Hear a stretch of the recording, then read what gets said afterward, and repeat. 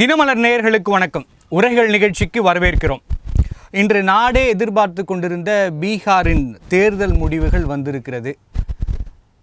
பிஜேபியினரே ஆச்சரியப்படும் அளவிற்கு சர்ப்ரைஸான ஒரு ரிசல்ட்டு. இது யாருக்கெல்லாம் சர்ப்ரைஸுன்னா பீகார் மக்களுக்குமே சர்ப்ரைஸாக இருக்கும், பிஜேபிக்குமே சர்ப்ரைஸாக இருக்கும் அப்படின்னு சொல்லியிருக்காங்க. அதே நேரத்தில் காங்கிரஸ் உள்ளிட்ட அந்த மகாபந்த் கூட்டணியோட தோல்வி என்பது யாரும் எதிர்பார்க்காதது. இவ்வளவு குறைவாக வாங்கியிருக்காங்க அப்படிங்கிற ஒரு விஷயமும் பார்க்கப்படுகிறது. இதற்கு இந்த தேர்தல் முடிவுக்கு முன்னாகவே இதை பற்றி நிறைய கான்ட்ரவர்சிஸ் இருந்தது. அதுவும் தமிழகத்தோடு சேர்த்தும் நிறைய விஷயங்கள் பேசப்பட்டது. தமிழகத்தோடு சம்மந்தப்பட்டது தான். குறிப்பாக இந்த ஓட்டு திருட்டு அப்படின்னு பேசினதாக இருந்தாலும் சரி, பீகார் மக்கள் திமுகவினரால் ஒடுக்கப்படுகிறார்கள் தமிழ்நாட்டில் அப்படின்னு சொன்னதாக இருந்தாலும் சரி, அதை தாண்டி நிறைய விஷயங்கள் பேசப்பட்டது. அடுத்த தமிழக தேர்தல் வர இருக்கிற நிலைமையில் இந்த தேர்தல் முடிவுகள் என்பது எத்தகையானது, பீகார் மக்கள் கொடுத்திருக்கிற தீர்ப்பு என்பது எப்படிப்பட்டது என்பது குறித்து தான் இன்றைய உரைகள் நிகழ்ச்சி வாதிக்க இருக்கிறது.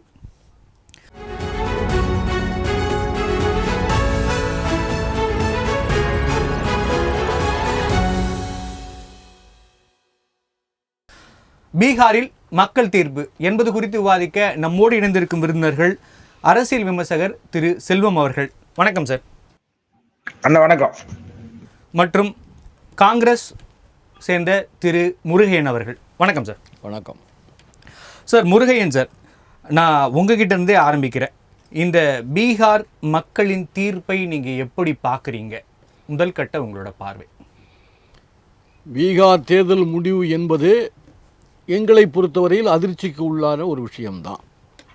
அது எப்படி இருந்தாலும் தோல்வி என்பதை நாம் காரணங்கள் பல அடுக்கினாலும் கூட ஏற்றுக்கொண்டு தான் ஆக வேண்டும்.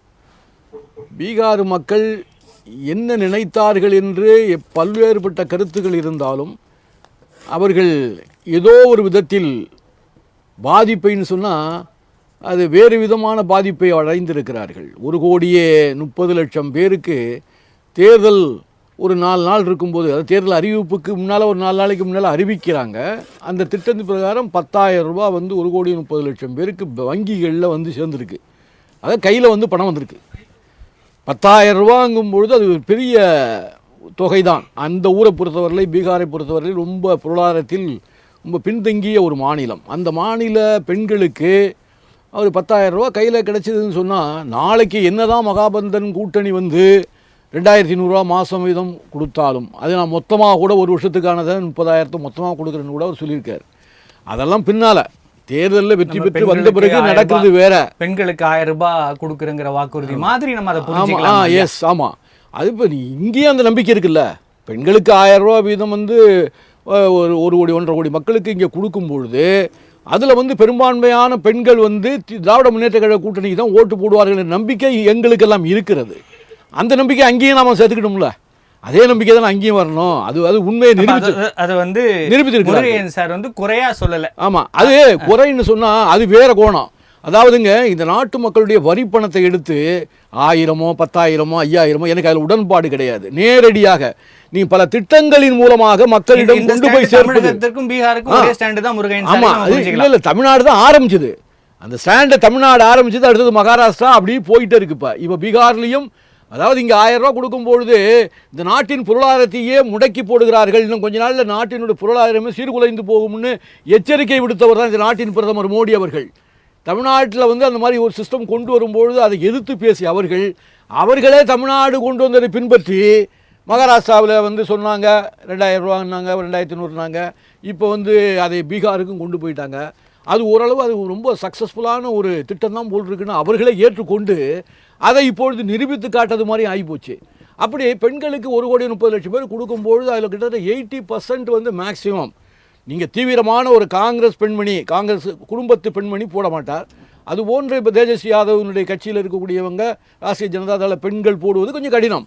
ஆனால் மற்ற எல்லாருமே, இன்னும் சொல்ல போனால் அவர்கள் கூட போய் 10,000 ரூபா கொடுத்துருக்காரு, ஒரே ஒரு ஓட்டு தனியாக கேட்குறாரு, போடுப்பா அப்படின்னு அவர்கள் போட்டிருப்பார் என்ற நம்பிக்கை எனக்கு இருக்கிறது. அடுத்தபடியாக ஓட்டர் இந்த ஓட்டு 65 லட்சம் எஸ்ஐஆர் மூலமாக அவர்கள் என்ன எதிர்பார்த்தார்களோ அது அவர்கள் வெற்றிகரமாக நடந்திருக்கிறது. எஸ்ஐஆர் மூலமாக காங்கிரஸ் பேரியக்கத்துக்கோ இல்லை தேஜஸ்வி யாதவுக்கோ ஓட்டு போடுகிற அந்த கூட்டத்தை அவர்கள் குலைத்து அதை நீக்கி எல்லாம் பண்ணணும்னு நினைச்சாங்க. அது முறைப்படி அதெல்லாம் செஞ்சு அவர்கள் முடித்து விட்டார்கள் என்று தான் சொல்ல வேண்டும். 65 லட்சம் ஓட்டை அவங்க நீக்கினார்கள். திருப்பி நம்ம போர்க்கொடி தூக்கி ஆஹா நீங்க ஆதார் கார்டு நீங்க தானே கொடுத்தீங்க, ஆதார் கார்டை செல்லாது என்று இப்படி சொல்லலாம் என்றெல்லாம் போர்க்குள்ள சுப்ரீம் கோர்ட்டினுடைய தீர்ப்பின் அடிப்படையில் ஆதார் கார்டு செல்லும் என்று சொன்ன பின்னால் 21 லட்சம் ஓட்டுகளை திருப்பி சேர்த்தோம். முருகன் சார், நீங்க ரத்தனம் சுருக்கமாக வச்சுட்டீங்க. அந்த கேள்வியை தான் செல்வம் சார்கிட்ட வைக்கணும். செல்வம் சார், உங்களோட வெற்றிக்கு வாழ்த்துக்கள். இந்த மக்கள் தீர்ப்பை எப்படி பார்க்குறீங்க? உங்களோட முதல் கட்ட கருத்து. தினமலர் உரைகள் நிகழ்ச்சியின், அதாவது தினமலர் நிறுவனத்திற்கு, அந்த உரைகள் நிகழ்ச்சியின் தொகுப்பாளர்களுக்கு, அதே போலவே நெறியாளர் சகோதரருக்கு, என்னுடைய சக பங்கேற்பாளர் அண்ணன் முருகையன் அவர்களுக்கு, தொழில்நுட்ப கலைஞர்களுக்கு என்னுடைய மாலை வணக்கம். இதுல வெற்றி தோல்விகள் அரசியல் இயக்கங்கள்ல மாறி வருங்கிறது ஒரு பக்கத்துல, அதை நான் மறுக்கல. ஆனால் ஏறக்குறைய ஒரு 150 ஆண்டு கால 147 ஆண்டு கால வரலாறு கொண்ட காங்கிரஸ் இயக்கம் மிகப்பெரிய தோல்வியை, ஏறக்குறைய 62 இடங்களில் போட்டியிட்டு ஒரு இடத்தில் மட்டுமே அவர்கள் வெற்றி பெறல, முன்னிலை வகிக்கிறதாக தகவல் வருது. இது என்னன்னு கேட்டீங்கன்னா, காங்கிரஸ் கட்சியினுடைய கட்டமைப்பு முழுமையாக சிதைந்திருக்கிறதுங்கிறது நான் விமர்சனத்துக்காக சொல்லல, வருத்தத்தோட தான் சொல்றேன். ஏன்னா காங்கிரஸ் இயக்கம்ல இருக்கணுங்கிறதுல அந்த பார்வையும் கூட எனக்கு உண்டு. ஒரு வலுவான எதிர்கட்சி இருந்தால் ஆளுகிற குதிரை காங்கிரஸ் முக்த் பாரத் அப்படிங்கிறது தானே முழு முதற் கொள்கையா வச்சிருக்கு பிஜேபி அப்படிங்கிற ஒரு குற்றச்சாட்டு இருக்கு சார். கேளுங்க, நான் இல்லை, அதாவது எப்படி கேட்டீங்கன்னா, காங்கிரஸ் இயக்கத்தினுடைய அரசியல் நடவடிக்கைகளை, அதை எப்படி கேட்டீங்கன்னா, ஆட்சி அதிகாரத்தில இருந்து காங்கிரசுக்கு முக்து கொடுக்கணும், அதாவது விடுதலை கொடுக்கணுங்கிறதான தவிர அதை காங்கிரஸே அழிஞ்சு போயிடணும்னு கிடையாது. ஒண்ணு. ரெண்டாவது, இதுல நான் என்ன நினைக்கிறேன்னு கேட்டீங்கன்னா, கடந்த 5 ஆண்டு காலம் கடந்த 2 முறை மரியாதைக்குரிய பீகாரினுடைய முதலமைச்சர் நிதிஷ்குமார் அவர்கள் ஒரு நிதானமான அரசியலை, அதாவது எடுத்தேன் கவிழ்த்தேன் என்று இல்லாமல் நிதானமான அரசியலை ஒரு முதிர்ந்த அரசியல்வாதியாக செயல்பட்டு இருக்கிறார். ஒண்ணு. ரெண்டாவது, எதிர்வரிசையில் இருந்தவங்க ஆர்ஜேடி அவங்களுடைய ஏறக்குறைய தமிழ்நாட்டை மாதிரிதான் குடும்ப அரசியல். லல்லு பிரசாத் யாதவ், அவங்களுடைய மனைவி ராப்ரி தேவி, அவங்க தேஜஸ்வி யாதவ், அது பேரு தேஜஸ்வி பிரதாப் யாதவ்னு சொல்லி அவங்க குடும்பத்தினுடைய ஆதிக்கம் இருக்கு பாருங்க. அதுல மிசா பாரதி ஒருத்தர் கூட அவங்க லல்லுவுடைய மகா இருக்காங்க. இப்படி எல்லாருமே குடும்ப ஆதிக்கம், குடும்பத்தினுடைய அரசியல் தலையீடுகளை மக்கள் ரசிக்கலைன்னு அர்த்தம்.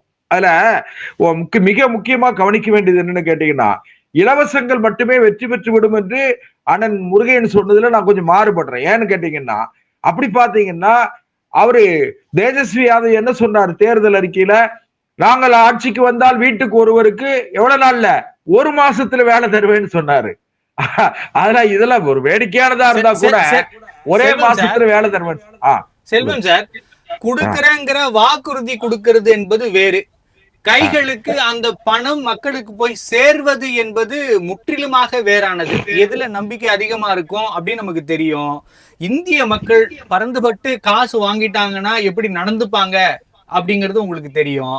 அப்ப நம்ம இது ரெண்டுத்தையும் ஒன்னா வச்சு பேச முடியாதுல்ல சார். முருகையன் சார் தெளிவா சொல்றாரு, 10,000 ரூபாய் அக்கௌண்ட்ல கொடுத்தீங்கன்னா தீவிர கட்சி உறுப்பினர் இல்லாத அந்த கட்சி அனுதாபம் இருக்கிறவர்கள் கூட ஓட்டு போடுவாங்கிறாங்க.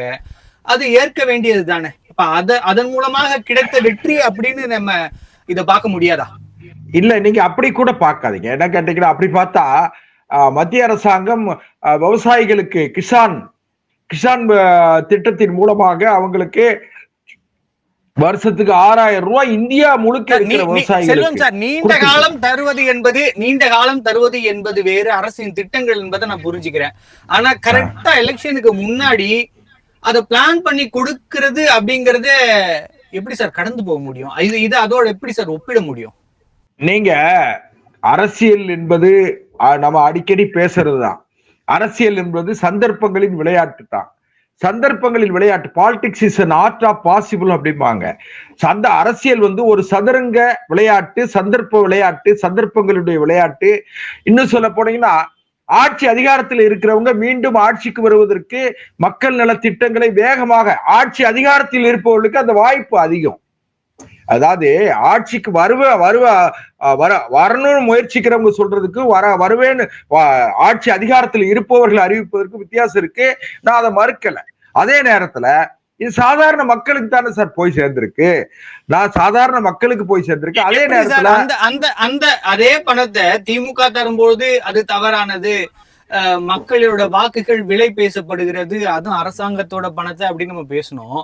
இப்ப அதுவே பீகார்ல நடக்கிறப்ப அது சரின்னுங்கிற வாதத்துக்கு நம்ம வந்து நிக்கிறோங்கிறது அரசியல்ல பெரும் கொள்கை மாற்றம் ஏற்பட்ட மாதிரியே இருக்கு. இல்ல, ஒரே ஒரு விஷயம் கேளுங்க சார். அரசியல்ல வெற்றிதான் இலக்கு. அரசியல்ல மாத்திரமல்ல, தனி மனித வாழ்க்கையிலும் கூட வெற்றிதான் இலக்கு. அரசியலில், குறிப்பாக அரசியல்ல வெற்றி பெற்றவனைத்தான் கொண்டாடுவார்களே தவிர ஒரு வாக்கில் தோற்றவன் தோல்விதான். அதாவது 49 பெரிய நம்பரா 51 பெருசான்னு கேட்டா 51 தான் பெருசு. அதனால ஒரு எதை வேணாலும் செய்யலாமா? இன்னொன்று கேளுங்க, நீங்க வெற்றிக்காக எதை வேணாலும் செய்யலாம்னா அது இந்த நாட்டினுடைய ஜனநாயகத்தையே வந்து படுகொலை செய்து விடும் சார். நீங்க அப்படி இல்ல. நான் ஒரு விஷயம் மட்டும் முடிச்சிடுறேன். அதாவது தோல்வியை வந்து மனப்பூர்வமாக மக்கள் தீர்ப்பை, ஜனநாயகத்தினுடைய இறுதி எஜமானர்களான வாக்காளர் பெருமக்களுடைய தீர்ப்பை தலைவணங்கி ஏற்றுக்கொள்ளணும். நான் என்ன நினைக்கிறேன், பாரதிய ஜனதா கட்சி இவ்வளவு அபரிமிதமான வெற்றி பெற்றிருக்கிறது என்று சொன்னால் இதுல பாரதிய ஜனதா கட்சி கூட்டணி, பாரதிய ஜனதா கட்சியினுடைய தேசிய ஜனநாயக கூட்டணி மிக எச்சரிக்கையாக இன்னும் கவனமாக மக்களுக்கு அளித்த வாக்குறுதிகளை நிறைவேற்றணுங்கிற பொறுப்பும் எச்சரிக்கையும் கவனமும் கடமை உணர்ச்சியும் உங்களுக்கு அதிகம் இருக்கு. அதனால நான் அதுக்காக சொல்லல சார். தொடர்ந்து பேசலாம் சார் தொடர்ந்து பேசலாம் முருகையன் சார். இல்ல தொடர்ந்து பேசலாம் சார். தொடர்ந்து பேசலாம் முருகையன் சார். இப்ப பிஜேபியோட வெற்றி இல்ல என்டிஏவோட வெற்றி அப்படிங்கறதெல்லாம் தாண்டி மகாபந்த் கூட்டணியோட தோல்வி என்பது ஒரு முக்கியமாக பார்க்க வேண்டியிருக்கு. நீங்கள் தோல்வி ஏற்றுக்கிட்டீங்க அப்படிங்கிறத கூட தாண்டி அதே கூட்டணியில் இருக்கிற ஆர்ஜேடி வந்து கூடுதலான இடங்களை பெறுறாங்க. காங்கிரஸ் அதே ஏற்கனவே எடுத்திருந்த அதே சீட்டையாவது எடுத்திருக்கணும், ஆனால் அதற்கும் கம்மியாக போயிட்டுருக்கு. அப்போ நீங்கள் சொன்ன காரணங்கள் எல்லாம் காங்கிரஸுக்கு மட்டும் அதிகமாக வேலை செஞ்சுருக்கு, மற்ற கட்சிகளுக்கு கம்மியாக வேலை செஞ்சுருக்கு நம்ம எடுத்துக்கலாம். சொல்ல முடியாது சார். தேர்தலில் வெற்றி தோல்வி என்பது இயல்பான ஒன்றாக இருந்தாலும் இது மிகப்பெரிய தோல்வி என்பதை ஒத்துக்கொள்ளணும். மிகப்பெரிய தோல்விக்கு வந்து பல்வேறுபட்ட காரணங்கள் இருப்பதாக நிச்சயமாக கருதுகிறேன். இதில் வந்து உண்மையாலும் இவ்வளோ படுதோல்வியெல்லாம் வந்து நடக்காது. இதில் வந்து திட்டமிட்டு தோற்கடிக்க வேண்டும் என்று என்னென்ன செய்யணுமோ அவ்வளோ வேலை செஞ்சிருக்கிறாங்க. அதுதான் சொல்கிறேன்னா 65 லட்சம் ஓட்டுகளை நீக்கியதன் மூலமாக திருப்பி 21 லட்சம் ஓட்டை நாங்கள் போராடி வாங்கியிருக்கிறோம். 40 லட்சம் ஓட்டு கணக்குக்காக நான் சொல்றேன். ஒரு 40 லட்சம் ஓட்டு சொல்றேன் சார்.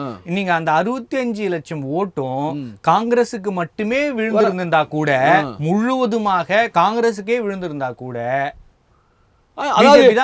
இல்ல, அதாவது 2000 ஓட்டு, 1000 ஓட்டு, 500 ஓட்டுல வெற்றி பெறுகின்ற தொகுதி எல்லாம் இருக்கு பாருங்க. அதெல்லாம் வந்து நமக்கு வந்திருக்கும். பெரிய அளவில் வெற்றி பெறாட்டியும் கூட 2000 ஓட்டில், 500 ஓட்டில், 400 ஓட்டில் எல்லாம் பாருங்க. இப்போ தேஜஸ்வி யாதவே பின்தங்கி இருந்தார். 300 ஜெயிச்சாரா தோத்தாரான்னு தெரியல. இப்போ 300 ஓட்டு 106 ஓட்டுன்னு பின்தங்கினார். அவரு கூட அந்த முதலமைச்சராக இருந்தவரே 106 ஓட்டுல பின்தங்கி இருந்தார் கொஞ்ச நேரத்தில். சார், ஒருத்தரோட மனசுல புகுந்து இவங்களுக்கு தான் வாக்களிப்பாங்க கண்டுபிடிச்சி தேர்தல் ஆணையம் நீக்கி இருந்தா கூட, அப்படியே மொத்தமா போயிருந்தா கூட, இருந்தா கூட காங்கிரஸ் ஜெயிச்சிருக்குமாங்கிற கேள்வி இருக்கு இல்லையா? இல்ல சார், அது கேள்வி இருக்கு. திட்டமிட்டு கூட நான் என்ன சொல்கிறேன், இப்போ கூட தமிழ்நாட்டில் வந்து இப்போ நாங்கள் பெரிய பேதளிப்பில் இருக்கிறது என்ன தெரியுமா?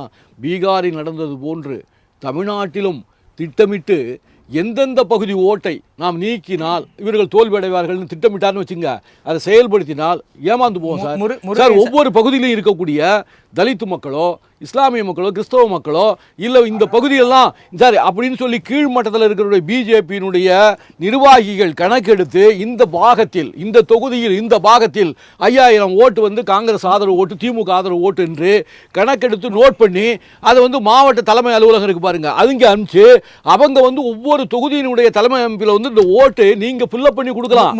அது ஓட்டுல வந்து சேர்ந்தாதான் ஓட்டு. நீங்க ஃபில்அப் பண்ணி கொடுத்துட்டேன் சார் எனக்கு ஓட்டு வரலன்னு எப்ப சொல்லுவீங்க? தேர்தல் முடிஞ்ச பிறகு தான் சொல்லுவீங்க. சரி சார், முருகன் சார், அப்படியே வச்சுக்கலாம். ஆனாலும் கூட பீகார் தேர்தல் முடிந்த பிறகு 2 கட்ட தேர்தல்கள் முடிந்த பிறகு கூட பெருவாரியா மக்கள் எதுவும் என்னோட ஓட்டை நான் போட முடியலன்னு எவ்வளோ கம்ப்ளைண்ட் ஃபைல் ஆச்சு, எத்தனை பேர் புகார் தெரிவிச்சாங்க சார்? புகார் தெரிவிக்காமையா 21 லட்சம் பேர் எப்படி சார் மறுபடியும் போட்டான்? நான் சொல்றேன், முதல்ல 65 லட்சம் பேர் நீக்கினீங்கல்ல, எந்த புகாருமே இல்லாம 21 லட்சம். சார் ஆதார் கார்டு செல்லாது என்று நீங்க சொன்னீங்க. ஆதார் கார்டு செல்லும் என்று சுப்ரீம் கோர்ட் அட்வைஸ் பண்ண பிறகு அதை ஏற்றுக்கொண்ட பிறகு 21 லட்சம் பேர் ஓட்டை வந்து சேர்த்திருக்கீங்கல்ல. அப்ப அந்த 21 லட்சம் பேர் கம்ப்ளைண்ட் பண்ணாங்க இல்ல சார்? நீங்க அது மாதிரி ஒரு இதை கொண்டு வரும்போது, பிரச்சனை கொண்டு வரும்போது தான் மக்கள் எழுச்சியோட வந்து அந்த 21 லட்சம் பேர் சேர்ந்தாங்க. மறுபடியும் அது பண்ணலன்னு வச்சுங்க, அந்த 21 லட்சமும் காலியா இருக்கும். ஆனா இன்னொரு தகவல் எனக்கு தெரியணும். பீகார்ல நடந்த வாக்குகள்ல அதிகபட்சமான வாக்கு போலிங் நடந்தது இந்த வருடம் தான் அப்படின்னு ஒண்ணு இருக்கு. ஆமா, 25 ஆண்டுகளுக்கு பிறகு வந்து இதுதான் தேர்தல் வந்ததுல இருந்து இதுதான் அதிகம்னு சொல்றாங்க சார். நீங்க முதல் கட்ட தேர்தல் நடந்து முடிஞ்ச பிறகு அப்ப இருக்கிற ஓட்டெல்லாம் நீக்கிட்டு இருந்தா எப்படி சார் இது நடந்துரும்? ஓட்டு இல்ல சார், ஒரு பக்கம் ஓட்டை நீக்குவது, ஒரு பக்கம் போட வேண்டிய ஓட்டை நீக்குவதன் மூலமாக நீங்கள் வந்து மற்றவர்கள்லாம் ஓட்டு போடும்போது அது பர்சன்டேஜ் கூட தான் செய்யும். நீங்கள் எல்லா மக்களும் இருந்தாலும் கூடங்க, நீங்கள் இந்த சொன்ன 10,000 ரூபா கொடுத்தாங்கன்னு நீங்கள் 50% மக்கள் வந்து பெண்கள் ஓட்டு போடுவதற்கு போல 100% மக்கள் வந்து பெண்கள் ஓட்டு போட்டால் பர்சன்டேஜ் கூட தான் செய்யும். உங்களுக்கு போட வேண்டிய வாக்கு எண்ணிக்கை கூடி இருக்கிறது, எங்களுக்கு போட வேண்டிய ஓட்டுகளுக்கு வாக்கே இல்லை. பெண்களோட வாக்குகள் காங்கிரஸுக்கு வராது அப்படின்னு நீங்க சொல்றீங்க, நம்ம புரிஞ்சுக்கலாம். அது நிரந்தரமானதுன்னு சொல்ல முடியாது சார். இதெல்லாம் நிலைமை. அதற்கான காரணம் என்னவான்னு காங்கிரஸ் என்னைக்காவது சிந்திச்சிருக்கா? நாங்கள் யோசனை மட்டும் தான் சார் இருக்கோம். நான் என்ன சொல்கிறேன், பெருந்தலைவர் காமராஜருடைய காலம் வேறு சார். அப்பொழுது இந்த நாட்டு மக்களுக்கு ரோடு போட்டானா, பள்ளிக்கூடம் கட்டியானா, தொழிற்சாலை துவங்கினானா, படித்த பிள்ளைகளுக்கு வேலை கொடுத்தானான்னு பார்த்து ஓட்டு போடுற மக்கள் அன்றைக்கு கல்வி வந்து 30% இருந்த பொழுது அப்படி சிந்திச்சு ஓட்டு போட்டான். எந்த ஆட்சி இந்த மக்களுக்காக என்ன செய்திருக்கிறது என்று ஓட்டு போட்ட மக்கள் படிக்காத பாமர மக்களாக இருந்தவன் போட்டான். இன்னைக்கு நல்லா படிச்சிருக்கிறோம், 70% படிச்சிருக்கிறோம், ஆனால் அதை போடுவதில்லை. அதெல்லாம் யார் இந்த ஆட்சியினே நல்ல நடந்ததா கெட்டது நடந்ததுன்னு பார்க்கல. இன்னைக்கு பணம் கொடுக்குறானா, இல்லை பொய்யான வாக்குறுதி கொடுக்குறாங்களா, கவர்ச்சிகரமாக பேசுகிறாங்களா, அவங்களுக்கு ஓட்டு போடுற காலமாக மாறி போச்சு சார். இது வந்து நமக்கு வந்து நாம் உயர்ந்ததாக கருதி கொண்டு நாம் கீழே போயிட்டோமோ என்று தான். அதுவும் பீகார் மக்கள் ரொம்ப பின்தங்கிய மக்கள், அவங்க ரொம்ப வந்து கல்வியிலேயோ எல்லாத்துலேயும் பின்தங்கிய மக்கள். அவர்களிடம் ஆசை வார்த்தைகளை கூறினாலோ, ஆசையாக ஏதாவது கொடுத்தாலோ அவர்கள் ஏமாந்து போவது இயற்கையான ஒன்று.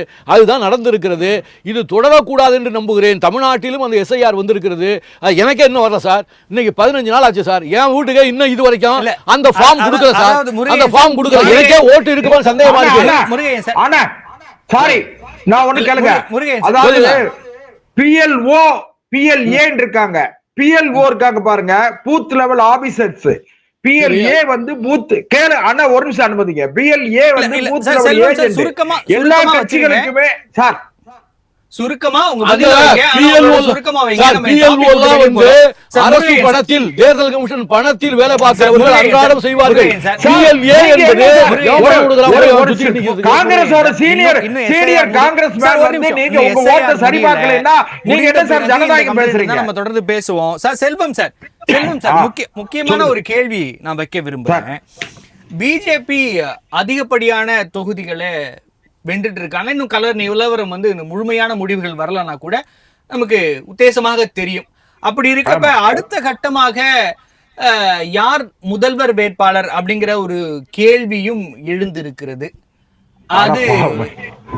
அது நிறைய பேர் சொல்றாங்க பிஜேபி திருப்பி வந்து அவருக்கே கொடுக்குமா, நிதிஷ்கே கொடுக்குமா அப்படிங்கிற கேள்வி இருக்கு. அதை தாண்டி இதுல நுட்பமான கேள்வியா நான் இதுல என்ன பாக்குறேன்னா, இந்த வெற்றி என்பது நிதிஷ்குமாரின் வெற்றியாகத்தான் பார்க்க முடியும். நிதிஷ்குமாரை வெளிப்படையாக முதலமைச்சர் அறிவித்து பெற்றால் வெற்றி சார், அதுதான் பார்க்க முடியும். வெற்றியா பார்க்க முடியாதுன்னு ஒரு பார்வை வைக்கிறாங்க. நாம இதை எப்படியா புரிஞ்சுக்கலாம்? நீங்க எப்படி பார்க்கணும்னு கேட்டீங்கன்னா, பாரதிய ஜனதா கட்சிக்கு நிதிஷ்குமாருடைய உதவியும் தேவைப்படுது.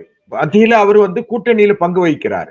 அதே நேரத்துல பாரதிய ஜனதா கட்சி நிச்சயமாக நிதிஷ்குமாருடைய செல்வாக்கை அல்லது நட்பை உதாசீனப்படுத்தணும் நான் நினைக்கல. ஏன்னு கேட்டீங்கன்னா, நிதிஷ்குமாரை அவர் முதலமைச்சராக நீடிக்க விரும்பினால் பாரதிய ஜனதா கட்சி அனுமதிக்கும் என்றுதான் நான் கருதுறேன். ஏன்னு கேளுங்களேன், ஒருவேளை நிதிஷ்குமாரை போன்ற மூத்த தலைவர்கள் நாடாளுமன்றத்துல பங்கு வகிக்கணும், நாடாளுமன்ற ஜனநாயகத்துக்கு, நாடாளுமன்ற ஜனநாயகத்திற்கு அவர் வரணும், மத்திய அரசாங்கத்துக்கு வரணும்னு அவர் விரும்பினா அல்லது பாரதிய ஜனதா கட்சி விரும்பினால், அதை அவர் ஒத்துக்கொண்டால், ஒருவேளை எதிர்காலத்துல அவரே கூட ஜனாதிபதி வேட்பாளரை கூட வரலாம். அதுக்கான வாய்ப்புகள் கூட இருக்கு. எதிர்காலத்துல இது என்ன நடக்கும்னு நீங்க யூகம் பண்ண வேண்டாம். அதே நேரத்துல பாரதிய ஜனதா கட்சியும் ஜேடியுவும், ஜனதாதள் யுனைடெட் இருக்கு பாருங்க, ஐக்கிய ஜனதா தளமும் எந்த வகையிலும் அவர்களுக்குள்ள நெருடல் வராது, பிளவு வராது. அதாவது எது காங்கிரஸோ மற்ற கட்சிகளோ நினைக்கிற மாதிரி. ஏன்னு கேட்டீங்கன்னா, காங்கிரஸ் இன்னைக்கு சார் தன்னுடைய பலத்தை முழுமையாக இழந்திருக்கிறது. அதே போலவே அவரு ராஷ்டிரிய ஜனதா தளம் முழுமையாக தன்னுடைய பலத்தை இழந்திருக்கு.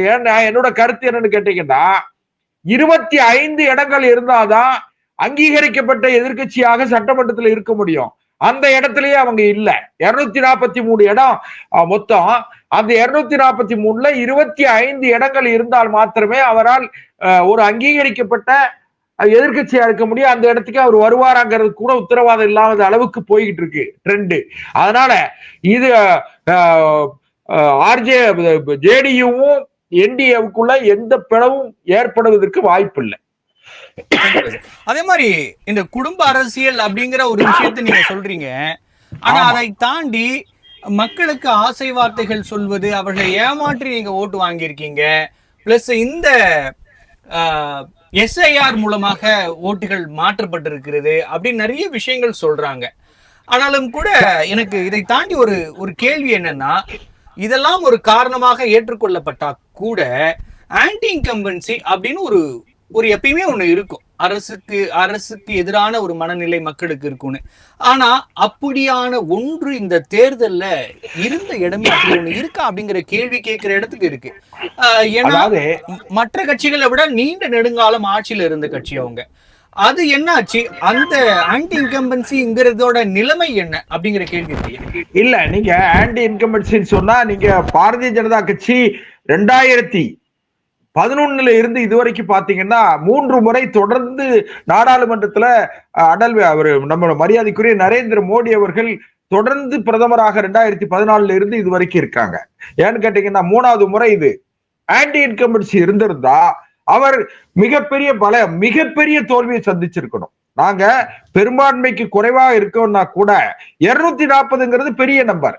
இந்த 240க்கு அடுத்தாப்புல 200 யாராவது இருக்காங்கன்னு கேட்டா இல்ல, வெறும் 100 தான். அதனால நீங்க ஆன்டி இன்கம்பன்சிங்கிறது அந்த அரசினுடைய செயல்பாடுகளை பொறுத்து. ஒரு உதாரணத்துக்கு ஒண்ணு சொல்றேன். இப்போ கடந்த காலங்கள்ல திமுக தேர்தல் அறிக்கையில பாத்தீங்கன்னா அவங்க அள்ளி விட்டதை பார்த்தா, ஸ்டாலின் தான் வாராரு, விடியல் தர போறாரு, இப்படி எல்லாம். நான் எதுக்காக நான் ஒரு விவாதத்தை திசை திருப்பதற்காக பேசல. இப்படி எல்லாம் பிரச்சாரம் செய்து அவர் இன்றைய முதலமைச்சர் அன்றைய எதிர்கட்சி தலைவர் தேர்தல் பிரச்சாரத்துக்கு போகும்போது 2021 தேர்தல் பிரச்சாரத்துக்கு போகும்போது பாத்தீங்கன்னா ஒரு புகார் பெட்டி வைக்கிறது அவர் கூட்டங்கள்ல. அந்த புகார் பெட்டியில மக்கள் எல்லாம் போய் அந்த புகார் மனுக்களை போடுறது. உடனே அவர் சென்னையில போய் பார்த்து இவர் முதலமைச்சர் ஆயிட்டா திறந்த உடனே நமக்கு வீட்டுமனை பட்டா கிடைச்சிரும், கரண்ட் கனெக்ஷன் கிடைச்சிரும், நமக்கு எல்லா தீர்வும் கிடைச்சிரும், வேலை வாய்ப்பு, நம்ம பிள்ளைக்கு வேலை கிடைச்சிரும். செல்வம் சார், இப்ப ஸ்டாலின் அரசு இல்ல அவரோட அரசியல் தவறானது அப்படின்னு சொன்னீங்கன்னா, அப்புறம் ஏன் சார் அவர் பண்ணதெல்லாம் நீங்க பீகார்ல வாக்குறுதிகளா கொடுத்திருக்கீங்க? பீகார்ல தேர்தல் பிரச்சாரத்தின் போது ஸ்டாலின் பேரும் டிஎம்கே பேரும் அங்க பேசப்படுகிறது. ஏன் அந்த நிலைமைக்கு போகணும்? அப்ப அவரோட இம்பாக்ட் நல்லா இருக்குதுங்கிறதால தானே நீங்க பேச வேண்டியிருக்கு. இல்ல, ஒரு முறை வெற்றி பெற்று விட்டதால் 1000 ரூபாய் நாங்க மக்களுக்கு கொடுப்போம், இலவச பஸ் கொடுப்போம், பஸ் பயணம், அத பெண்களுக்கு இலவசமா பஸ்ல பயணம் பண்ணலாம்னு சொன்னாங்க. ஆனால் என்ன நடந்ததுன்னு கேட்டா, 2021 ஆட்சிக்கு வந்த திமுக 2003 தான் 1000 ரூபாய் கொடுத்தாங்க. அதுவும் தகுதியானவர்களுக்கு கொடுத்தாங்க. 2வது இலவச பஸ்ன்னு சொன்னாங்க. அந்த இலவச பஸ் எப்படி தெரியுமா? குறிப்பிட்ட எண்ணிக்கையிலான பஸ்ல மட்டும்தான் இலவசமா பயணம் பண்ணலாம். செல்வம் சார், அதெல்லாம் தவறு. அவரெல்லாம் தவறா செஞ்சிருக்காங்கன்னா நீங்க ஏன் அதே வாக்குறுதிகளை, காலை உணவுல இருந்து அதே வாக்குறுதிகளை அவர் 1000 ரூபாய் கொடுக்குறேன்னா நாங்க 10,000 ரூபாய் கொடுக்குறேன்னு ஆரம்பிச்சது எல்லாமே ஏன் பண்ணீங்க அப்படிங்கிற ஒரு கேள்வி இருக்கு இல்லையா? அப்ப அங்க சரியா இருக்கு அப்படின்னா அந்த வழியில் பயணப்பட ஆரம்பித்து விட்டதா பிஜேபி அப்படிங்கிற கேள்வி இருக்கு இல்லையா? சார் ஒரே ஒரு விஷயம் கேளுங்களேன். அப்படிங்கிறீங்க. நான் அதைத்தான் முதல்ல என்ன சொன்னேன்னா,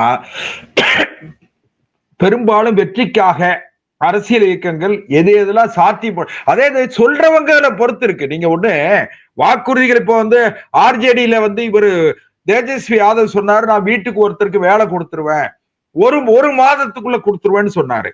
அதை மக்கள் நம்பல. மாசம் 2500 ரூபாய் பெண்களுக்கு தருவேன் அப்படின்னு சொன்னாரு, மக்கள் நம்பல. அப்ப யார் கொடுப்பாங்க அப்படிங்கிற நம்பிக்கை இருக்கு பாருங்க. நீங்க ஒரு வாக்குறுதி யாரால் சொல்லப்படுகிறது, சொல்லப்படுகிறவர் செய்யக்கூடிய இடத்தில் இருக்கிறாரா, செய்யக்கூடிய தகுதி படைத்தவரா, செய்யக்கூடிய அளவிற்கு நாணயமானவரா என்பதையெல்லாம் பார்த்து தான் மக்கள் வாக்களிக்காங்க. அதுல கடந்த காலங்கள்ல திமுக அரசு இந்த ஆட்சிக்கு இன்றைக்கு வந்ததுக்கு காரணம் அள்ளி தெளித்த பொய்யான வாக்குறுதிகள், அதை நிறைவேற்றல. நான் வாக்குறுதிகளை பொய்ன்னு சொல்லல, வாக்குறுதிகள் இன்றைக்கு பொய்யாய் போய்விட்டது. அதனால இன்றைக்கு பீகார் தேர்தல் இருக்கு பாருங்க, இந்த தேர்தல் பாரதிய ஜனதா கட்சி என்டிஏ கூட்டணி கிடைத்த வெற்றி நாளை மேற்கு வங்காளத்திலும் எதிரொலிக்கும், கேரளாவிலும் எதிரொலிக்கும், தமிழ்நாட்டிலையும் எதிரொலிக்கும். ஏன்னு கேட்டீங்கன்னா, ஏறக்குறைய பீகாருடைய அந்த அரசியல் தட்பவெப்ப நிலையும் அரசியல் முறைகளுமே ஏறக்குறைய நம்ம தமிழ்நாட்டோடு ஒத்து போகும். கேள்வி அந்த கேள்வியை நான் முருகன் சார்ட்ட வைக்க விரும்புறேன் சார். அவர் தொடர்ந்து 2 ரவுண்ட்லயுமே ஒரு விஷயத்தை தொடர்ந்து சொல்லிட்டே இருக்காரு. இந்த குடும்ப அரசியலுக்கு மக்கள் கொடுத்த முடிவு இது அப்படின்னு சொல்றாரு. அதை நம்ம எப்படியா புரிஞ்சுக்கலாம் சார்? ஏன்னா அது உண்மையா இருக்கிறது கூட வாய்ப்பு இருக்குயா. காங்கிரஸ்லயும் அதே இருக்கு, அந்த கூட்டணி கட்சியில் இருக்கிற கட்சிகள் தான் இருக்கு அப்படிங்கிற மாதிரி பார்க்க வேண்டியது இல்லை. குடும்ப அரசியல்னா இப்போ வந்து ஜவஹர்லால் நேரு இருந்தார், இந்திரா காந்திக்கு இந்த நாட்டு மக்கள் ஓட்டு போட்டு தானே பிரதமராக வந்தார். அவருடைய மகன் ராஜீவ் காந்தி இந்த மக்கள் ஓட்டு போட்டு தானே வந்தார். அதுக்கப்புறம் அவருடைய மனைவி சோனியா காந்தி ஆதரித்தானே ஓட்டு போட்டாங்க. அப்புறம் மன்மோகன் சிங் வந்து உட்கார்ந்தது வேறு, ஆனால் ஓட்டு போட்டது அடல் பிகாரி வாஜ்பாயை எதிர்த்து. அவர் வந்து தங்க நாற்கர திட்டம்லாம் கொண்டு வந்து ரொம்ப பிரபலமா இருந்தார், ரொம்ப அழகா சொல்லி. அதனால வந்து அது நம்ம ஜனநாயகத்துல வந்து ஏத்துக்கிறோம், ஜனநாயகத்துல யாரு நிக்கணுங்கிறத வந்து மக்கள் தான் முடிவு பண்ணுவாங்க. இல்ல சார், யாருக்கு ஓட்டு போடுறதுங்கிறது மக்கள் முடிவு பண்ணுவாங்க. யார பிரதமர் வேட்பாளரா நிக்க வைக்கணுங்கிறது மக்கள் கையில இல்லையே. ஆமா, அது வந்து நீங்க தேர்ந்தெடுக்கப்பட்ட அத நீங்க ஒரு இல்ல, நீங்க பிரச்சாரம் பண்றாங்கல்ல, நீங்க பிரச்சாரம் பண்ணும் போதே இன்னார் தான் முதலமைச்சர் அப்படின்னு பிரச்சாரம் பண்றாங்கல்ல, அதனால அது ஓரளவுக்கு அதை நம்பி தானே ஓட்டு போடுறாங்க. இந்த நாட்டின் பிரதமர்னு சொன்னா ராஜீவ் காந்தி இந்த நாட்டின் பிரதமர் சொல்லி பிரச்சாரம் பண்ணி ஓட்டு வாங்குறாரு. சார் உங்களுக்கு நல்லா தெரிஞ்சிருக்கும், கிராமப்புறங்கள்ல இருக்க மக்களுக்கு நிறைய பேருக்கு யார் வேட்பாளர்லாம் தெரியாது. எங்களுக்கு தெரிஞ்ச சின்னம் கை சின்னம் அப்படின்னு மக்கள் போடுறாங்க, யார் நின்னாலும் போடுவாங்க, உங்களுக்கு தெரியும். அந்த மக்களுக்கு யார் தலைவராக நிற்கிறாங்க, யார் வராங்க, அந்த அரசியல் பேசுறதுக்கான வாய்ப்புகளோ எதுவும் இல்லை. அவங்களுக்கு காங்கிரஸுக்கு ஓட்டு போடணும் அப்படிங்கிற எண்ணத்தில் இருக்காங்க. அங்கே நீங்கள் யாரை நிற்க வச்சாலும் காங்கிரஸுக்கு போகிற ஓட்டு அங்கே தான் போகும். ஆனால் அந்த தலைமையில் வாரிசு அரசியல் இருக்கா இல்லையா நம்ம பேசணும். இதே காரணத்தை நம்ம திருப்பி சொல்லி மக்கள் தான் ஓட்டு போறாங்கன்னா வேற ஒருத்தர் நிற்க வச்சு ஓட்டு போடலையா? இதே காங்கிரஸ் நரசிம்மராவை வந்து பிரதமராக்கலையா? இதே காங்கிரஸ் வந்து டாக்டர் மன்மோகன் சிங்கை பிரதமராக்கலையா? அதனால் அப்படியெல்லாம் சொல்லக்கூடாது. அதாவது மக்கள் ஓட்டு போடுறாங்க, கைக்கு தான் ஓட்டு போடுறாங்க. அதுக்கப்புறம் அதில் வந்து குடும்பத்தை சேர்ந்தவர் வந்து திறமைசாலையா இருந்தா கூட அவர் வந்து சட்டமா இருக்கு. இந்த கேள்வி தான் வச்சாரு. இதுதான் தோல்விக்கான காரணங்கள்னு தெரியாம காங்கிரஸ் இருக்கிற வரைக்கும் வெற்றிக்கான வாய்ப்புகள் இல்ல, குடும்ப அரசியலுக்கு இது கொடுத்த முடிவு அப்படிங்கிறாரு. நாம அதுல சிந்திக்கிறதுக்கு எதுவும் இல்லைன்னு நினைக்கிறீங்களா? இல்ல, இந்தியாவில் வந்து காங்கிரஸ் முக்து பாரத்னு சொல்லி தான் அவங்க பிரச்சாரம் பண்ண பிறகு நம்ம வந்து ஜெயிச்சோம்ல. கர்நாடகத்தில் ஜெயித்தோம், தெலுங்கானாவில் ஜெயிக்கிறோம், அது மாதிரி பல மாநிலங்களில் வெற்றி பெற்று கொண்டு தானே வந்துகிட்டு இருக்கோம். அதனால் வந்து தோல்வி என்பது நிரந்தரம் இல்லை சார்.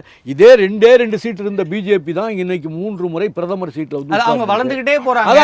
இல்ல அதுதான் சொல்றேன் சார். நாங்க ஏற்கனவே 50 ஆண்டு காலம் ஆண்ட கட்சி சார் இது. அவங்க புறப்பட்டது 2 சீட்டில் ஆரம்பிச்சவங்க இப்போ வந்து ஆண்டுகிட்டு இருக்காங்க. நாங்கள் நிறைய ஆண்டிருக்கிறோம், 50 ஆண்டு காலம் ஆண்டிருக்கிறோம். எங்களுக்கு சிதைவுகு, ஏன்னா அதை பற்றி விமர்சிக்கிறதுக்கு நிறைய காரணங்கள் இருக்குது. நீங்கள் சொல்கிற மாதிரி குடும்ப அரசியல், அதை பண்ணாங்க, ஊழல் பண்ணாங்கன்னு நிறைய விமர்சிக்க முடியும், அதை சொல்லி நீங்கள் வீழ்த்த முடியும். அது மாதிரி தான் எல்லா கட்சியுமே முதலில் வந்து வளரும், பிறகு தேயும். 2 சீட்டு பெற்ற திமுக எதிர்கட்சியோட உட்கார முடியல. அதுக்கப்புறம் 3 முறை ஆட்சி, 4 முறை ஆட்சிக்கு வரலையா? 4 சீட்டு 96 பெற்றாங்க ஜெயலலிதா. அதுக்கப்புறம் அண்ணா திமுக 4 முறை ஆட்சிக்கு வரலையா? அதனால வந்து ஒரு தோல்வியை நாம் வந்து ரொம்ப பெரிதுபடுத்த வேண்டாம். ஆனால் தமிழகத்தில் காங்கிரஸ் தோல்வி, அதற்கு பிறகு இல்ல அது பார்க்க முடியுது அது வந்து இருவரும் திராவிட இயக்கங்கள் வந்து முன்னணி வகிச்சதனால் இந்த மக்கள் வந்து அந்த ரெண்டு கட்சியையே பார்த்து மாற்றி மாற்றி தேர்ந்தெடுக்கிற அந்த குணத்துக்கு வந்து விட்டார்கள். அது உண்மையிலேயே காங்கிரஸுக்கு பின்னடைவு தான். காங்கிரஸுக்கு மட்டும் இல்லை, பிஜேபிக்கோ காங்கிரஸுக்கோ தேசிய கட்சிகளுக்கு இங்கே ஒரு பின்னடைவு.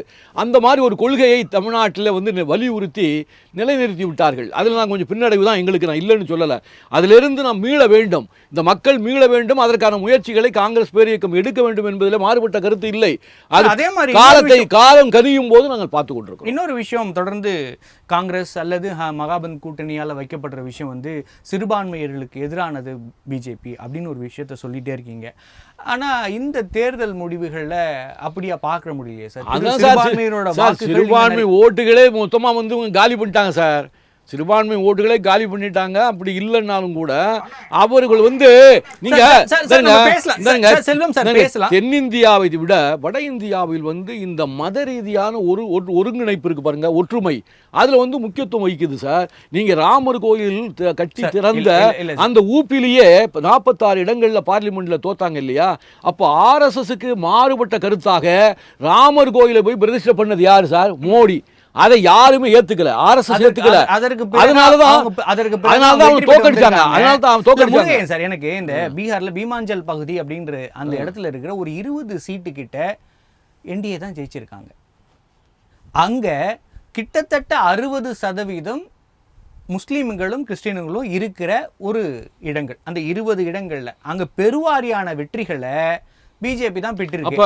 அப்ப நீங்க 60% ஓட்டுகளை நீக்கிட்டாங்க நம்ம சொல்ல போறோமா? இல்ல அதுல இருக்கிற உண்மைகளை நம்ம சார் அப்ப நீங்க சொல்லுவது உண்மையிலேயே அந்த பகுதியில் அதிகப்படியான ஓட்டுகள் வந்து முஸ்லிம் ஓட்டுகள் இருந்து அங்கே பிஜேபி ஜெயிச்சிருக்குமானால் இது மிகவும் சிந்தனைக்குரியது, இது மிகவும் ஆராய்ச்சிக்குரியது. இதுல எவ்வளோ பெரிய சதி நடந்திருக்கிறது என்பதை நாங்கள் இனிமே தான் கண்டுபிடிக்கணும். அதனுடைய விடையெல்லாம் இனிமே தான் காணணும். அப்படிதான் நம்ம சொல்ல வேண்டுமே தவிர யாரு எந்த முஸ்லீமோ ஒரு 5% மேல நீங்க என்னதான் நீங்க சொன்னாலும் 5% மேல யாருமே பிஜேபி ஓட்டு போட மாட்டாங்க. அப்படி ஓட்டு போட்டிருக்காங்கன்னா அதுக்கு என்ன காரணம் என்பதை இனிமேல் நமக்கு ஆராய்ச்சி தான். மைத்திலி தாக்கூர் அவங்க போட்டியிட்ட அலிநகர் என்பது கிட்டத்தட்ட 60க்கு மேற்பட்ட முஸ்லிம் வாக்காளர்களை கொண்டது. அவங்க ஜெயிச்சிருக்காங்க. அப்ப இஸ்லாமிய சமுதாயம் பூரா பிஜேபி மாறிட்டாங்கன்னு நீங்க சொல்ல வரீங்களா? தெரியல சார், அதான் உங்களுக்கு இல்ல அதுதான் ஆய்வுக்குரியது. அது ஆய்வுக்குரியது. நீங்க சொல்ற விஷயம் உண்மை என்றால் அது ஆய்வுக்குரிய விஷயம். அப்போ வந்து இந்த மத ரீதியான அந்த பாலிடிக்ஸை வந்து பிஜேபி செய்யவில்லை, அது பொதுவான எல்லோருக்குமான கட்சியாக மாறிவிட்டது என்பதை நிரூபித்திருந்தால் அதை நம்ம ஏற்றுக்கொண்டுதான் ஆக வேண்டும். அதை பற்றி அப்புறம் நம்ம யோசனை பண்ணி தான் ஆகணும். இறுதியான ஒரு கேள்வி சார், இப்போ சார்ட்டு கேட்ட அதே கேள்வி தான். ஆன்டி இன்கம்பன்சி அப்படிங்கிறத நம்ம தொடர்ந்து தமிழக அரசியலும் பேசிகிட்டு இருப்போம். தேர்தலுக்கு முன்பாகவே அதை பற்றி நம்ம பேச ஆரம்பிச்சிருவோம். அது ஒரு முக்கிய ஃபேக்டராகலாம் பார்ப்போம். ஆனால் இந்த தேர்தலில், இந்த தேர்தல் முடிவுகளில் அது ஒரு ஃபேக்டராகவே இல்லை. அப்படி ஒரு விஷயம் இருக்கா அப்படிங்கிற கேள்வியே நம்ம இப்போ எழுப்ப வேண்டி இருக்கு. அவங்களோட ஆட்சியில் இருக்கிற தவறுகளை மக்கள் சுட்டி காட்டினா அதை இந்த பக்கமா திசை திருப்புற பழக்கம் எல்லா கட்சிகளுக்கும் இருக்கா? அப்படி இருந்திருந்தா பீகார்ல இது நடந்திருக்கு. நீங்க கேட்கிற கேள்வி ரொம்ப அருமையான கேள்வி, ஆய்வுக்குரிய கேள்வி. ஏன்னு கேட்டீங்கன்னா 20 ஆண்டு காலம் முதலமைச்சராக இருந்த நிதிஷ்குமாரால் அங்கே வந்து மிகப்பெரிய வளர்ச்சியை பெற்று விட்டதா அந்த மாநிலம் என்றால் அதுவும் இல்லை. அது எந்த அளவுக்கு மக்களுடைய வாழ்வில் வந்து மறுமலர்ச்சி ஏற்பட்டிருக்குதுன்னா அதுவும் இல்லை. அங்கேருந்து டெய்லி 10,000 பேர் வந்து தமிழ்நாட்டுக்கோ கேரளாவுக்கோ கர்நாடகத்துக்கோ எல்லாம் ட்ரெயினில் வந்து இறங்குறாங்க. பிழைக்க வழி இல்லாமல், கல்வி அறிவு இல்லாமல், அந்த கல்வியிலே கற்று முடித்தவன் கூட அங்கே வேலை இல்லாமல் அது தமிழகத்தை நோக்கி எல்லாம் புறப்பட்டு வரதை பார்க்குறோம். எனவே எந்த வகையான முன்னேற்றத்தையும் பெருசாக சாதிக்காத நிதிஷ்குமாரை ஆதரித்து இவ்வளோ பெரிய ஓட்டு போட்டிருக்கிறார்கள் என்பதே சந்தேகத்துக்குரிய விஷயம். இன்னும் சொல்ல போனால் நிதிஷ்குமார் தான் அடுத்த முதலமைச்சர் என்று அறிவிக்காமல் பிஜேபி ஓட்டு கேட்டது கூட நிதிஷ்குமாரை ஆதரித்து போட்ட ஓட்டா கூட சொல்ல முடியாது. அது கூட பிஜேபிக்கு சாதகமான ஓட்டு போட்டு சந்தேகமா இருக்கு. முருகையன் சார், ஒரு விவாதத்தோட ஆரம்பத்துல சொன்னீங்க மக்களோட தீர்ப்பை ஏற்கிறோம் சார். அதான் நீங்க எழுப்புனது மாதிரி நீங்க கேள்வி எழுப்புனீங்கல்ல, அதெல்லாம் நியாயமான கேள்வியா இருக்கு. அந்த கேள்விக்கான பதிலை எல்லாம் நாங்கள் இனிமேல் ஆராய வேண்டும் என்றுதான் நான் சொல்லுகிறேன். நாங்கள் தீர்ப்பு தான், மக்கள் தீர்ப்பு, மகேசன் தீர்ப்பு, அது சரியா தப்பா, அதில் குளறுபடி இருக்கா, அதில் சூழ்ச்சி இருக்கா, மர்மம் இருக்கா என்பதையெல்லாம் இப்போ உடனே சொல்ல முடியாது. அது இனிமேல் தான் தெரியும். ஆனால் இப்போதைக்கு இன்றைய நிலையில் நாங்கள் மிகப்பெரிய தோல்வி அடைந்திருக்கிறோம். அவர்கள் வெற்றி பெற்றிருக்கிறது உண்மைதான். என்னோட கடைசியான கேள்வி, இந்த வெற்றிக்கு முக்கியமான காரணம் பிஜேபின்னு நினைக்கிறீங்களா இல்ல நிதிஷ்குமார் அவர்களோட முகம், அவரோட பேர் அப்படின்னு நினைக்கிறீங்களா? இல்ல நான் தான் முக்கியமாக சொன்னேன் உங்களுக்கு. ஒன்று பிஜேபியினுடைய அந்த தந்திரமான நடவடிக்கைகள், என்ன அந்த எஸ்ஐஆர் மூலமாக பல வாக்கு வங்கியை குறைத்தது ஒன்று. 10,000 ரூபாய் சார், செல்வம் சார், செல்வம் சார், செல்வம் சார், சார், 10,000 ஒரு ரூபாய் நிமிஷம் 10,000 ரூபாய் பணம் உடனடியாக சார், 10,000 ரூபாய் பணம் உடனடியாக கையில் கிடைத்தது ஒரு முக்கியமான காரணம். ஓட்டு வங்கியை சீரழித்தது ஒரு முக்கியமான காரணம். எங்கள் பக்கத்துக்கு ஓட்டு போடக்கூடிய ஓட்டெல்லாம் ஓட்டை போட விடாமல் தடுத்திருக்கிறார்கள் என்பதுதான் இதிலிருந்து தெரிகிறது. நன்றி சார், தொடர்ந்து பேசலாம். செல்வம் சார், செல்வம் சார், அது இல்ல, தொடர்ந்து இந்த குற்றச்சாட்டுகள் தொடர்ந்து இருக்கு. அதுக்கு நீங்க சிறு விளக்கம் கொடுத்தா போதுமானதா இருக்கும்னு நினைக்கிறேன். ஆனா அதை தாண்டி எனக்கு ஒரு முக்கியமான கேள்வி எங்க வைக்க வேண்டியிருக்குன்னா, டபுள் என்ஜின் சர்க்கார் அப்படின்னு நம்ம யூபியில் பற்றி பேசியிருக்கோம். அதுதான் மிகப்பெரிய வெற்றி அடைந்திருக்கிறது அப்படின்னு நம்ம சொல்கிறோம். ஆனால் அதே நேரத்தில் பீகாரில் கிடைத்திருக்கிற இந்த வெற்றி என்பது டபுள் என்ஜின் சர்க்கார் வெற்றியா, இல்லை பிஜேபி தொடர்ந்து வளர்ந்துக்கிட்டே இருக்கா, அதோட வெற்றி அதிகபட்சமாக நிதிஷுக்கு உதவி இருக்கிறதா நம்ம பார்க்கலாமா? அதாவது இந்தியாவினுடைய இறையாண்மையை, இந்தியாவினுடைய வலிமையை பாதுகாக்கக்கூடிய தகுதி படைத்த தலைவராக நம்முடைய பிரதமர் நரேந்திர மோடி அவர்களை இன்றைக்கு உலகம் போற்றுகிற தலைவராக பார்க்கிறார்கள். அது பீகாருடைய வெற்றிக்கு ஒரு காரணம் நான் நினைக்கிறேன். ஏன்னா பிரதமர் நரேந்திர மோடியினுடைய பூகோள அரசியல், இன்னும் சொல்ல போனா ராஜதந்திர நடவடிக்கைகள், அவருடைய ஆளுமை உலகத்தினுடைய கவனத்தை கவர்ந்திருக்கிற பிரதமர் நரேந்திர மோடி இருக்கிறதுனால பிரதமர் நரேந்திர மோடியின் மீது ஒட்டுமொத்த இந்திய மக்களுமே அவர் மீது நம்பிக்கை வைத்திருக்கிறார்கள். இந்த வெற்றிக்கு அதுவும் ஒரு காரணம். அதே போலவே நிதிஷ்குமாரை போன்ற அப்பழுக்கற்ற யோக்கியமான ஒரு தலைவர், ஒரு நிதானமான அரசியல் தலைவர், அவரும் இந்த வெற்றிக்கு பங்காற்றி இருக்கிறார். மொத்தத்துல தேசிய ஜனநாயக கூட்டணியுடைய ஒற்றுமை நாளும் பொழுதும் வலிமை பெற்று வருகிறது. இந்தியா கூட்டணி ஒற்றுமை இழந்து அவர்கள் ஒருவருக்கொருவர் நம்பிக்கை இழந்து போய் அவர்களுக்குள்ள சண்டை சச்சரவு இருக்கிறது. குடும்ப அரசியல், ஊழல் அரசியல், இதை மக்கள் வெறுக்கிறார்கள். இதுதான் இந்த தேர்தலுடைய முடிவா நான் பார்க்கிறேன் சார். நன்றி சார். நம்முடைய விவாதத்தில் பங்கு கொண்டு பல்வேறு கருத்துக்களை நம்மோடு பகிர்ந்து கொண்டமைக்கு நன்றி. வணக்கம் சார். வணக்கம். மற்றும் ஒரு நிகழ்ச்சியில் சந்திக்கலாம்.